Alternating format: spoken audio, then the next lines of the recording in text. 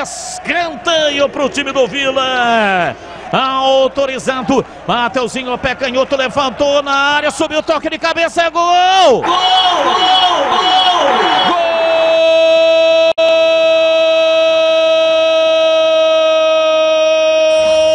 Do Vila Nova!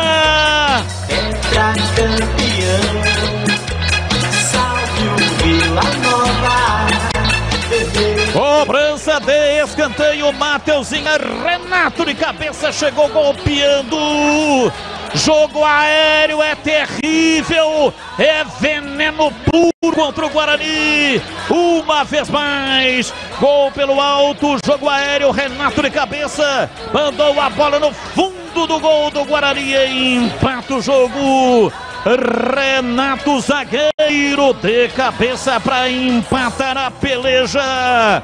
Um pro Guarani, um também pro Vila Nova.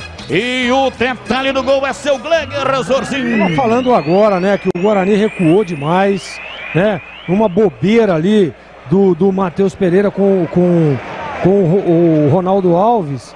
O atacante saiu na cara do gol, o Kozlinski teve que salvar e no escanteio fica olhando a bola, né?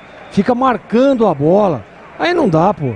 Mais um gol que o Guarani tomou um gol contra a Ferroviária, da mesma forma. Fez 1-0, recuou e tomou o gol de empate. Então, espero que o Daniel Paulista fazer o jogo, tinha o jogo nas mãos. Tigrão estava dizendo, daqui a pouco vai fazer o segundo gol, mas não, recuou, começou a dar a bola para o adversário e a bola parada, né? Desatenção, largaram lá o Renato sozinho, largaram o Wagner, que atrapalha o Kozlinski ali no lance, sozinho também. Poxa vida, isso daí são erros infantis e pequenos detalhes, Batistão, que pode comprometer o resultado.